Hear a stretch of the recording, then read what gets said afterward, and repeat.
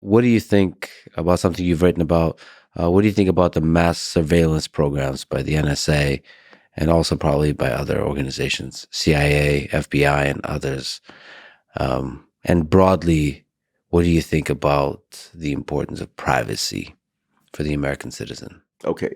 I believe that the FBI should be abolished because I believe that its culture was so corrupted by its first director, J. Edgar Hoover, that it is impossible to reform the FBI, to make its agents honest, to force them to obey the Constitution, the First, Fourth, and Fifth Amendments, especially. And it's a culture that cannot be changed. Hoover established the culture, and no FBI director since has been able to change it. If you go online, I did on YouTube a video for the ACLU of Massachusetts. It was when I was on the board. It was probably when I was president of the board. I was president of the board for 2 years. I was on the board for 20 years. And I did a video about advising people to never, ever, ever talk to an FBI agent when they come knocking on your door. Can you briefly explain the intuition? Yes. Why not to talk to an FBI agent? They have a system. When they come in to interview you, 2 agents show up, never one. One asks the question, the other one takes notes. The note-taking agent takes notes, and then goes back to the office and types up a report called a Form 302, which is the official record of what was asked and answered. So when I have a client interviewed by the FBI, I show up, and I always agree, almost always agree to the interview. But I bring a tape recorder. And I say, all right, I'm going to tape this. And they say, well, by regulation, we're not allowed to do the interview if it's taped. The record is the 302. The agent is taking notes. I say, well, I have a policy too. My policy is to never allow a client to be interviewed unless it's recorded. So it's unfortunate, but we're going to have to end this meeting.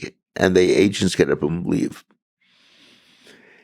And I've never seen a Form 302 that I consider to be accurate. The agents write down what they wish you had said, rather than what you said. It is a wholly corrupt organization that has not gotten any better since Hoover died. And fundamentally, the corruption is in the culture that is resisting the Constitution of the United States. Correct. The First and Fourth and Fifth Amendments. Correct. It's not financial corruption. It is corruption of the mission. And I think it should be abolished. And if we need a federal investigative agency, it should be a new name, a new culture, wholly new members, a new director, and it's impossible to reform the FBI. Can you elaborate on what exactly is broken about the FBI? Is it the famous saying from Stalin's KGB head, Beria, "Show me the man, and I'll show you the crime"? Right. Is it that kind of process of? It's that kind of process. They decide who's guilty, and then they go about concocting a case against the person who they want to get. So the goal is not to find the truth, or it's to solve the case and close it and enhance their reputations.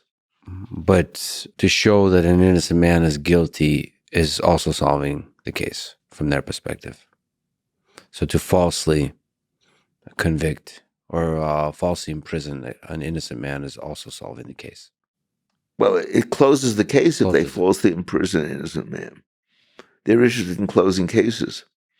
So that's the FBI, but broadly speaking about the surveillance aspect of this, what are your views on the right that an American citizen has to privacy?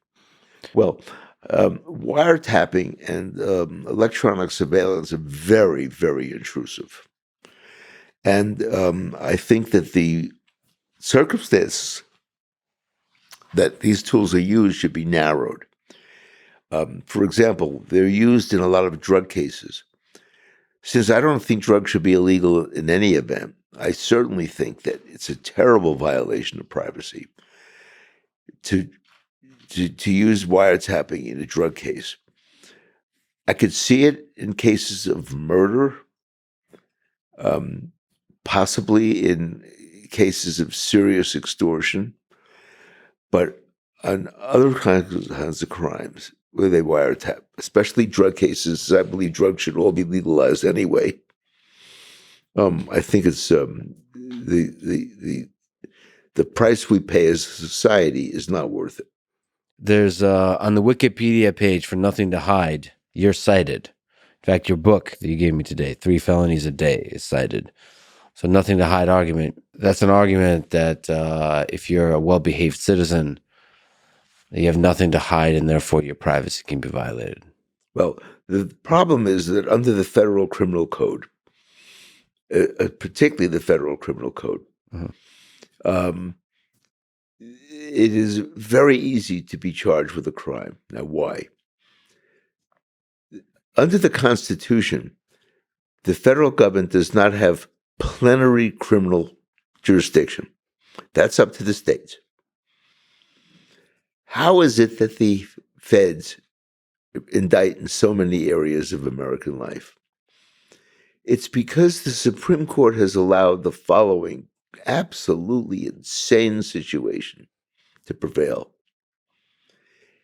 Anything can be made a federal crime if, in the course of the commission of the crime, the means of interstate communication or travel are used. That means that if you commit a crime, which ordinarily would be a state crime, and you use the telephone or you send a letter, it suddenly becomes federal. Mm-hmm. That means that the limitation that the founding fathers who wrote the Constitution intended to keep the feds out of daily life and to give that jurisdiction to the states has been completely thwarted. Because I can't think of a case where somebody doesn't use a telephone in the course of planning, discussing something that's arguably criminal.